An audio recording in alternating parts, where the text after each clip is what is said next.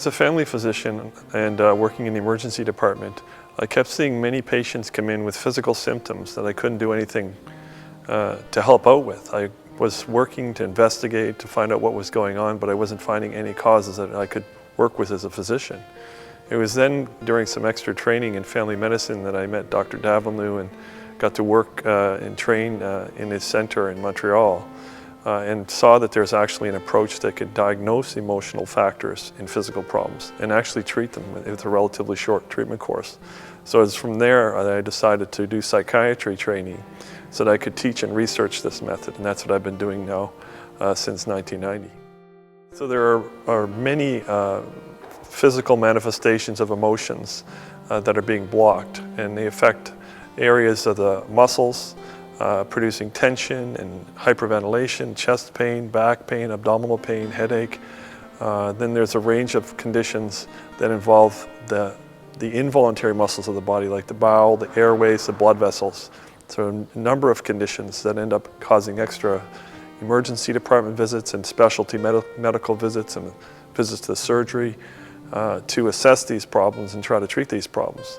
So many of these people end up getting medications under different labels and different medical diagnoses, but ultimately these are problems that are largely caused by emotional factors or entirely caused by emotional factors.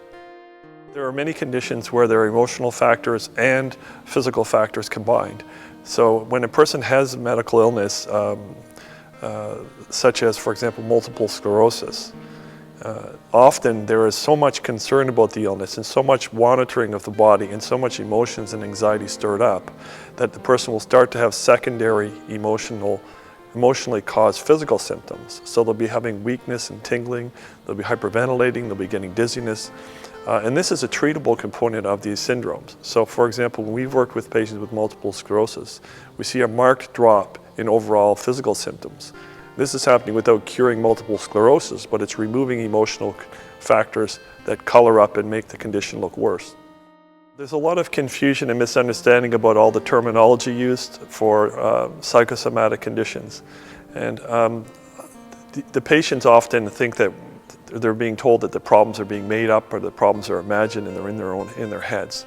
We're really talking here about conditions that are in the body and that you can find physical abnormalities attached to them. But the main thing is what's causing it, and what we're working is to assess and treat the emotional factors that are contributing to those symptoms. So for example, if someone has fibromyalgia, they have stiff, sore muscles that you can find on clinical examination. But the cause is something that you can work with and treat on an emotional level.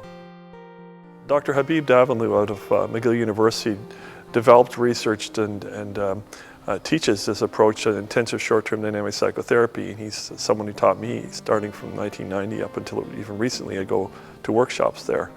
And his method involves a way to directly diagnose the emotional factors through clinical examination. And by focusing on emotions and watching the person's body response, we can see how emotions affect the person's body. And we can help them to start to be aware of and to experience the emotions underneath that are causing these body anxiety symptoms and other physical symptoms. So this is a direct method to assess and treat these somatic symptoms by helping the person start to feel the emotions in their body, to experience the feelings rather than just be intellectually aware of the feelings. And this is a powerful treatment in that it can work across a very broad range of patients. The way that we begin the treatment with ISTDP is through what's called a trial therapy.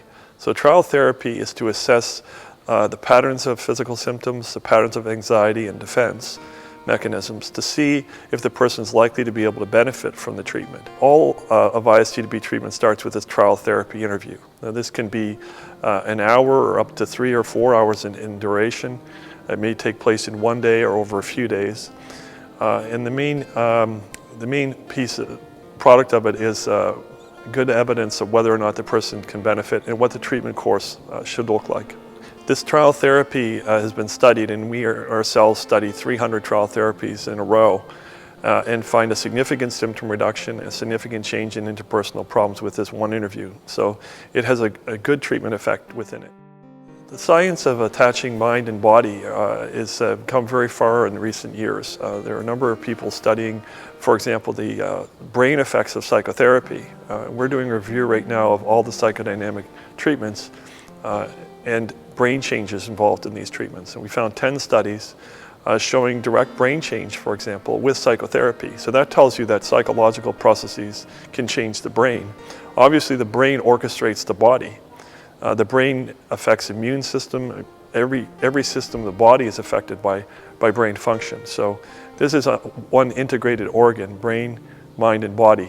So psychotherapeutic processes can help tie these processes together and help overall physical and mental health.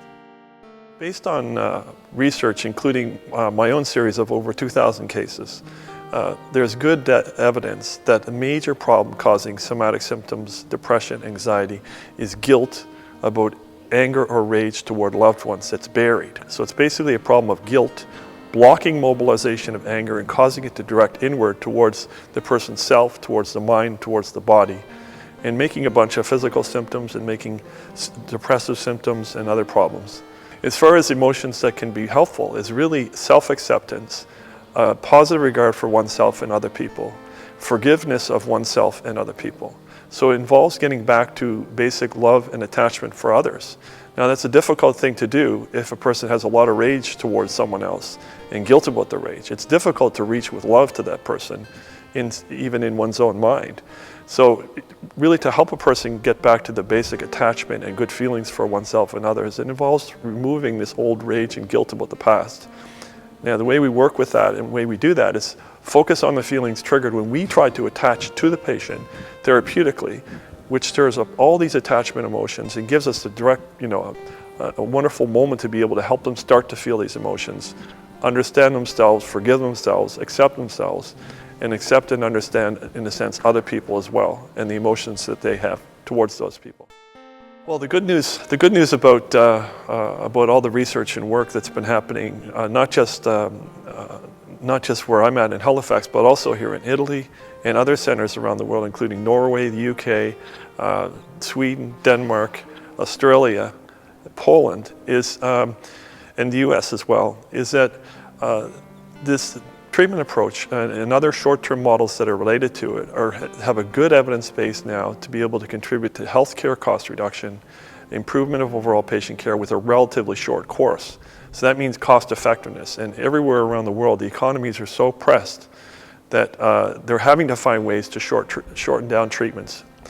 And based on research data that we've seen 50% or more cost reductions through hospital use reduction, physician use reduction, medication reduction, return to work from disabilities, and all these things can be bring a positive effect on economies. So this is the possibility is there that these kind of brief treatments can have a good contribution, not just to the health of the population of the world, but also to the economies of the world.